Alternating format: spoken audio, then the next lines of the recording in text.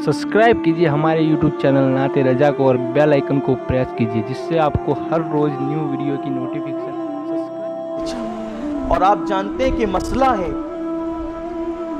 कि जो जिस चीज का मालिक नहीं वो उस चीज को बेच नहीं सकता। ये माइक मेरे आगे लगाया गया, घंटों इस्तेमाल कर लूं, लेकिन अगर कोई कहे कितने में दोगे तो कहा मैं नहीं दे सकता।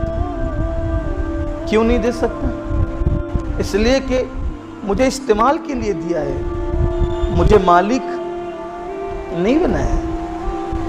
बल्कि हमारे बुजुर्गों की तो एहतियात इतनी थी कि वो किसी के घर दावत में जाते थे तो अपने हाथ से दूसरे को खाना खिलाने वाले को टोक देते थे कि भाई तुझे दावत, तुझे खाने के लिए बुलाया है, तू इसका मालिक नहीं है, तू इसे क्या खिला रहा है। ये उनकी बहुत आला दर्जे की एहतियात थी। मैं उसको कोई हराम और नाजायज कहने नहीं बैठा, लेकिन उनकी एहतियात थी।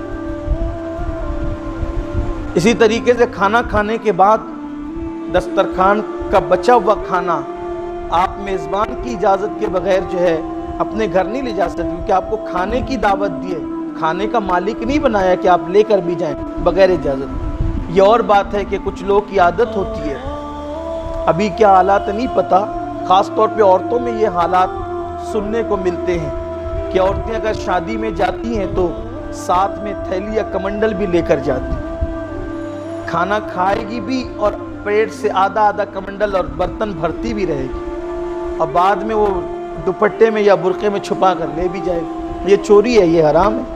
आपको खाने की दावत मिली थी, ले जाने की दावत, हाँ ले जाना है तो आपको मेज़बान से पूछना चाहिए। अभी मुमकिन है कि अल्लाह ने जो है वो लोगों को तालीम के ज़ेवर से आशना फरमा दिया तो लोग सुधर गए होंगे, लेकिन ऐसा मुझे पता है, इसका इल्म मुझे है कि लोग ऐसा करते हैं। इसीलिए बहुत सारी शादियों में चुरा कर खाना ले जाने वालों की वजह से खाना कम भी पड़ जाता है। यानी अब भी लोगों के अंदर ये चीज़ें हैं और बहुत अफसोस की बात है। एक एक दाने पर अल्लाह पूछेगा, सवाल फरमाए, और ये नाजायज़ गुनाह है। और कुछ लोग तो ऐसा करते हैं कि वो बगैर दावत के आके घुस के खा जाते हैं। अल्लाह के रसूल सल्लल्लाहु अलैहि वसल्लम ने फरमाया कि घुस के खाने वाला ऐसा है कि दाखिल हुआ तो चोर की तरह और जब खा के निकला तो डाकू की तरह। वो कहते हैं हमें क्या दावत की जरूरत है, बस जा मंडप देखा चले गए। तो इस्लाम इसकी इजाजत नहीं देता। और कुछ लोग तो ऐसे भी हैं कि दावत एक आदमी की होगी तो वो साथ में सप्लीमेंट लेकर के चलते हैं। छोटा सा बच्चा कोई साथ में वो लेकर, इसकी भी इजाजत नहीं अगर जब तक मेजबान इजाजत करे। इन चीजों को सीखना होगा। बच्चे बोलते चलो कोई दावत हो, घर में कोई निजी तौर पर दावत दे तो, शादी ब्याह की दावत हो या कोई दावत, एक आदमी की दावत हो तो एक ही जाए, दो की हो तो दो ही जाए, तीन की हो तो बच्चा भी आप साथ ना ले जाए। ये एहतियात वाली बात है। और अगर आपको ले जाना है तो पहले आप उससे इजाजत तलब करें। मुमकिन है उसने उतने ही लोगों का खाना बनाया होगा। अगर ऐसे ही 4-5 लोग, 10-20 लोग एक एक बच्चा साथ ले जाए। अच्छा, कुछ लोग की आदत होती, दावत उसको दी होती तो वो अपने दोस्तों को भी कहते चल यार मेरे साथ चल के खा ले। अरे तुझे दावत खाने के लिए दी गई थी, बुलाने की दावत तो नहीं दी गई। बहरहाल ये बात दूर न निकले तो ये इस्लाह की बातें, और हमारा मकसद इस्लाह है। कभी कभी हम किसी चीज़ को बहुत छोटी समझते हैं, किसी चीज़ को हम बहुत छोटी समझते हैं, लेकिन वो चीज़ बहुत बड़ी होती है। एक मर्तबा हुजूर सैयदी मुफ्ती आज़मीन रहमतुल्लाहि ताला अलैह दावत में शरीक थे, तो एक साहब जो है वो रोटी को सालन में भिगोकर, जिसको सरीद कहते हैं, टुकड़े डालकर चूर कर खाने लगे। तो आपने फरमाया क्या तुमने मेज़बान से इजाज़त ली इसकी? इसलिए कि जब आप रोटी को भिगो कर खाते हैं तो सालन कम इस्तेमाल होता है, और जब आप चूर करके खाते हैं तो सालन ज़्यादा इस्तेमाल होता है। तो फरमाया क्या तुमने इसकी इजाज़त ली?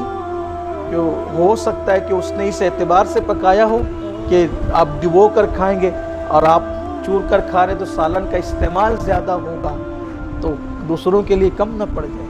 اس کو شرمندگی ہوگی۔ یہ ہمارے بزرگوں کی احتیاطیں تھیں۔ ایک مرتبہ حضور سیدی مفتی اعظم ہی کا واقعہ ہے کہ ایک صاحب جو ہے وہ کھانے کے لیے مدعو تھے، انہوں نے سیدھا اٹھایا اور اٹھا کر کے آپ کی پلیٹ میں ڈالا، تو فرمایا کہ کیا میزبان سے اجازت لی؟ تمہیں کھانے کے لیے بلایا ہے، کھانا تقسیم کرنے کے لیے نہیں بلایا کہ تم اپنے ہاتھ سے بانٹو، آپ پہلے اجازت لو کہ کیا کھلا سکتا ہوں۔ یہ احتیاطیں تھیں ہمارے بزرگوں۔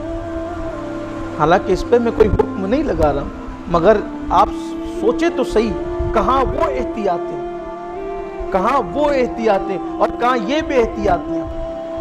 ہم بہت ہلکا سمجھتے ہیں، چنچنے بچے کو لے کر کے نکل گئے، دوستوں کو بلا لیا۔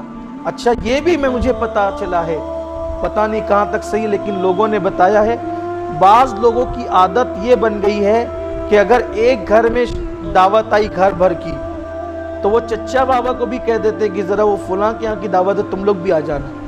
اس نے تو جوڑا تھا آپ ہی کو کہ گھر کے ممبران کو، اب وہ الگ رہتا ہے بھیا، وہ الگ رہتا ہے چچا، پھر وہ بیٹی الگ رہتی ہے، وہ سب کو یہ ناجائز ہے، نہیں کر سکتے آپ ایسے۔ دعوت تو صرف آپ کی تھی، آپ کو پورا گاؤں جمع کرنے کی اجازت کس نے دی؟ یہ اس کی طرف بھی توجہ ہونی چاہیے۔ ہمارا مذہب صرف نماز روزے کا مذہب نہیں ہے۔ میں یہ یہاں ہمارے گاؤں کے تناظر میں بات کر رہا ہوں، ممکن ہے کہ دوسرے علاقوں کی بات الگ ہو، لیکن یہاں کے تناظر میں یہ بات جو مجھے پتہ چلی ہے، اللہ کرے کہ شادیوں میں میری شرکت اب کم ہوتی ہے تو ہو سکتا ہے شاید اس کی اصلاح ہو گئی ہو اور میں جو وہ بات کو کی تکرار کر رہا ہوں، ایسا بھی ہو سکتا ہے، آپ برا نہیں مانیں کہ آپ جو بات ختم ہو گئی اس کا ذکر کریں، چونکہ مجھے اس کا علم ہے، ہو سکتا ہے اللہ کرے ختم ہو جائے، اللہ ہمیں توفیق دے، ہماری قوم کو توفیق دے کہ ہم دوسروں کا خیال کریں، دوسروں کا لحاظ کریں۔ بلکہ میں تو اس بات کو بھی پسند نہیں کرتا، میں اس بات کو بھی میں اپنے ساتھیوں کو منع کرتا ہوں۔ اکثر جہاں دال چائے کھانا ہوتا ہے لوگ جیب میں روٹی لے کر جاتے ہیں اور اس کو پھر وہ کھاتے ہیں بعد میں تو ہم کوشش یہ کرنی چاہیے، یہ بھی آداب ہے دعوت کے کہ جو پکائے وہ کھا لیں، آپ ساتھ میں نہیں لے جائیں، آپ ساتھ میں کھانا لے جا کر کے گویا کہ میزبان کی بے عزتی کر رہے ہیں کہ ہمیں تو حاجت اس کی تھی، آپ نے پکایا۔ یہ ایک زبانی نہیں بلکہ ایک عملی طور پر یہ گفتگو ہے، اس کو بھی میں کوئی حکمیہ طور پر یا کوئی حکم بیان نہیں کر رہا ہوں، یہ آداب بیان کر رہا ہوں۔ لوگوں کا دل کا خیال رکھنا چاہیے، آپ کو نہیں پسند ہے تو آپ تھوڑا سا کھا لیں، گھر جا کے آپ روٹی کھا لیں، لیکن یہ جو جیب میں لے کر کے جاتے ہیں نا روٹیاں، میں منع کرتا ہوں لوگوں کو کہ نہ کیا کرو۔ اگر کوئی لے آتا ہے تو پھر میں بے توجہی کرتا ہوں، اس لیے کہ تاکہ آئندہ کے لیے اس کے لیے احتیاط کا راستہ ہو جائے، میزبان کا خیال کرنا چاہیے۔ اور میں یہ بھی آپ سے عرض کرنا چاہتا ہوں، دعوت کی جہاں تک بات ہے تو اصل کھانا نہیں ہے، اصل میزبان کا دل رکھنے جانا ہے، یہ اصل چیز ہے۔ آپ کیا کھاتے ہیں یا کیا کھائیں گے یا نہیں کھائیں گے یہ نہیں ہے، وہاں جانے سے اس کا دل خوش کرنا ہے۔ یاد رکھیے، اس لیے کہ قدرت کے نزدیک مسجد کی تعمیر سے بھی بڑی اگر کوئی نیکی ہے، مسجد کی تعمیر سے بڑی اگر کوئی نیکی ہے تو وہ مومن کا دل خوش کرنا۔ بلکہ میاں محمد بخش ایک بہت بڑے صوفی شاعر گزرے ہیں، انہوں نے فرمایا، اس شعر کا مفہوم یہ ہے کہ مسجد شہید کرنے پر قدرت کو وہ اذیت نہیں ہوتی جتنا کسی مومن کا دل توڑنے پر قدرت کو اذیت ہوتی۔